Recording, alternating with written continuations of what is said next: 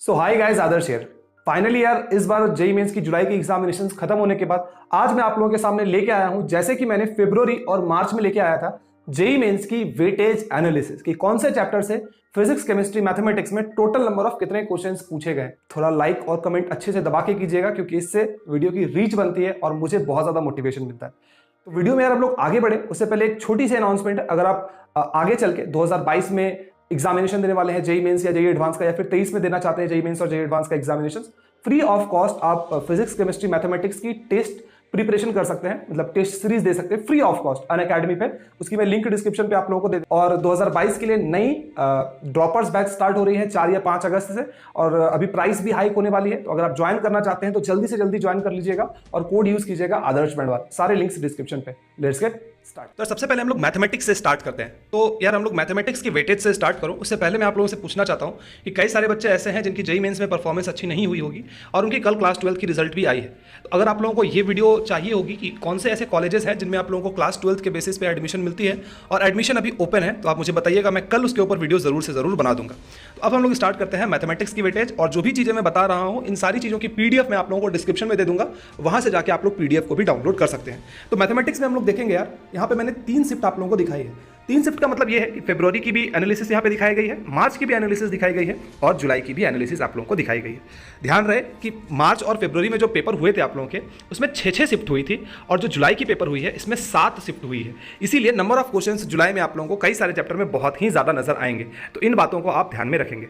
सबसे पहले हम लोगों का मैट्रिसेस एंड डिटर्मिनेंट आता है, जिससे आप लोग देख सकते हैं कि 18 क्वेश्चंस आए हैं जुलाई के शिफ्ट में। मतलब ये है कि हर एक पेपर में 2 क्वेश्चन तो आया ही आया है, और कई क्वेश्चंस ऐसे भी हैं, कई शिफ्ट ऐसे भी हैं जिनमें 3 क्वेश्चन भी पूछी गई है मैट्रिसेस एंड डिटर्मिनेंट से। इंटीग्रेशन की अगर मैं बात करूं तो इंटीग्रेशन में 16 क्वेश्चंस इन टोटल पूछे गए हैं। वेक्टर एंड 3D से 27 क्वेश्चंस, मतलब वेक्टर एंड 3D से आपकी पूरी मैथमेटिक्स में अगर आप देख लें तो सबसे ज़्यादा अगर किसी चैप्टर से क्वेश्चन पूछी गई है वो है वेक्टर और 3D। और ऐसा इस बार नहीं हुआ है, ऐसा मार्च में भी हुआ है, ऐसा फरवरी में भी हुआ था। मतलब हर एक पेपर में 3 मिनिमम और 3 से ज़्यादा क्वेश्चन भी, 4 क्वेश्चन भी कई सारे पेपर में पूछी गई है। तो जो ऊपर मैंने तीनों चैप्टर लिखे हैं यार, ये बहुत ज़्यादा आप लोगों के लिए इंपॉर्टेंट हो जाता है आपके आगे आने वाले अटेम्प्ट में, ठीक है। उसके बाद हम लोग का आता है एप्लीकेशन ऑफ डेरिवेटिव, जिससे टोटल 7 क्वेश्चन पूछे गए हैं। सीक्वेंस एंड सीरीज से 7 क्वेश्चन। सीक्वेंस एंड सीरीज का मैं एक बात कहना चाहूँगा, आप अगर 2019-2018 की पेपर उठा के देखेंगे तो कई सारे पेपर ऐसे होते थे जहाँ पे इनसे 2 क्वेश्चन भी पूछे जाते थे। लेकिन आजकल एक नया ट्रेंड आया यार, लग रहा है मुझे ऐसा कि ज़्यादातर जो पेपर होती है उसमें 1 question he sequence and series के वो लोग दे रहे हैं। तो इस चीज़ को भी थोड़ा आप नोट करके रखेंगे। उसके बाद पी एंड सी है। पी एंड सी से भी यार बहुत ज़्यादा क्वेश्चंस पता नहीं, ना ही फरवरी में पूछा गया, ना ही मार्च में, और ना ही जुलाई में ही ज़्यादा क्वेश्चंस पूछे गए। तो जिन बच्चों की वीक है तो मतलब बहुत ज़्यादा पढ़ने की इसको जरूरत नहीं है। और इन केस अगर आपके पेपर में 2 क्वेश्चंस आ भी जाता है तो कोई दिक्कत की बात नहीं, आपके पास ऑप्शन फिर भी होगा, आप चाहें तो इस चैप्टर को स्किप कर सकते हैं। उसके बाद बाकी सारे चैप्टर आप देख सकते हैं। डिफरेंशियल इक्वेशन से हर साल की बात है, इस साल भी बहुत सारे भर भर के क्वेश्चंस पूछे गए हैं। बाइनोमियल यार एक ऐसा चैप्टर है जो कि पिछले 2-3 सालों में अगर आप देखेंगे तो ये हॉट फेवरेट टॉपिक बनता जा रहा है एनटीए या फिर जो कंडक्ट कराती है एग्जामिनेशन नहीं है। और बाकी यहाँ पे और भी कुछ चैप्टर्स हैं, इनसे कितने नंबर ऑफ क्वेश्चंस आए हैं आप लोग एक बार पॉज करके देख सकते हैं। जिसमें से एलसीडी है, जिससे 3 क्वेश्चन, मतलब हर एक शिफ्ट में मिनिमम 1 क्वेश्चन तो आई ही है, लेकिन ज्यादातर जो शिफ्ट है उसमें 2 क्वेश्चन भी पूछी गई है आप लोग की, ठीक है। और इसके बाद हम लोग बढ़ते हैं केमिस्ट्री के ऊपर बात करते हैं। केमिस्ट्री में सबसे पहले मैंने यहाँ पे फिजिकल केमिस्ट्री को दिखाया है। फिजिकल केमिस्ट्री की वेटेज अगर हम लोग बात करें तो आप लोग देख सकते हैं कि लगभग जितने भी चैप्टर्स हैं उन सारे चैप्टर से 1-1 क्वेश्चंस पूछी गई है। जिसमें से 1-2 चैप्टर को अगर छोड़ दिया जाए, जैसे कि अगर आप गैसियस स्टेट को छोड़ दें, आयनिक इक्विलिब्रियम को छोड़ दें, तो इनके अलावा जो भी चैप्टर्स हैं उनमें आप लोग देख सकेंगे कि मिनिमम 1 क्वेश्चन या फिर कभी-कभी 2 क्वेश्चन भी आप लोगों की पूछी गई है। अब इनमें से अगर आप मुझसे अगर आप पूछेंगे कि भैया सबसे ज्यादा इंपॉर्टेंट इसमें से कौन-कौन सा आप बताइए, तो मैं आपको कहूंगा कि मोल कंसेप्ट आप लोग बिल्कुल ना छोड़ें। उसके साथ साथ सोल्यूशन जो आता है उसको भी ना छोड़ें। केमिकल काइनेटिक्स बहुत ज्यादा इंपॉर्टेंट है। थर्मोडायनेमिक्स और इलेक्ट्रोकेमिस्ट्री, ये कुछ ऐसे चैप्टर हैं जो कि बहुत ज्यादा इंपॉर्टेंट है। हम लोग बात कर लेते हैं इनऑर्गेनिक केमिस्ट्री की। अब इनऑर्गेनिक केमिस्ट्री में भी यहाँ तो वैसे बहुत सारे चैप्टर्स दिए गए हैं। कई सारे बच्चों को मतलब मुश्किलात आती है कि भैया कौन से चैप्टर से मैं पढ़ाई करूँ और कौन से नहीं करूँ। तो सबकी वेटेज तो आप लोगों के सामने दिखी रही होगी, लेकिन इसमें से भी अगर आप मुझसे पूछेंगे कि भैया सबसे ज्यादा इंपॉर्टेंट क्या है, आप मुझे वो बताएं। मैं हमेशा से कहता आ रहा हूँ, पिछले 2 सालों से कहता आ रहा हूँ, अभी भी मैं वही कहूँगा, पीरियोडिक टेबल, केमिकल बॉन्डिंग और कोऑर्डिनेशन केमिस्ट्री, ये बहुत ज्यादा इंपॉर्टेंट चैप्टर है। मैं फिर से एक बार कहूंगा कि जो भी चीजें मैं बता रहा हूँ इसकी पीडीएफ मैं आप लोगों को डिस्क्रिप्शन में दे दूंगा, वहां से जाके आप लोग डाउनलोड कर सकते हैं। अब हम लोग बात कर लेते हैं केमिस्ट्री की वेटेज की। फरवरी, मार्च और जुलाई की यहाँ पे भी हम लोग बात कर रहे हैं। ऑर्गेनिक केमिस्ट्री की बात कर रहे हैं, सॉरी, ऑर्गेनिक केमिस्ट्री में भी जो जीओसी और आइसोमर्स है इसको मैंने एक साथ कंबाइन करके रखा है। इससे इस बार जो क्वेश्चन है थोड़ी सी ज्यादा पूछी गई है। पिछले शिफ्ट में अगर आप देखें तो इतने क्वेश्चन नहीं पूछे गए थे, बट इस शिफ्ट में जीओसी और आइसोमर्स से ज्यादा क्वेश्चन पूछे गए हैं। 14 क्वेश्चन पूछे गए हैं इन टोटल। उसके बाद अल्काइल हैलाइड फॉर्मेल्डिहाइड और अल्कोहल ईथर जो चैप्टर है कंबाइन कर दिया है मैंने दो चैप्टर को। कई इंस्टीट्यूशंस में इन दोनों ही चैप्टर को एक साथ पढ़ाया जाता है और कई इंस्टीट्यूशंस में अलग पढ़ाया जाता है। मैंने यहाँ पे इन दोनों को एक साथ करके लिखा है। आपकी केमिस्ट्री की बुक में ये दोनों चैप्टर अलग अलग करके होंगे, एक अल्काइल होगा और दूसरा चैप्टर आपका अल्कोहल ईथर होगा।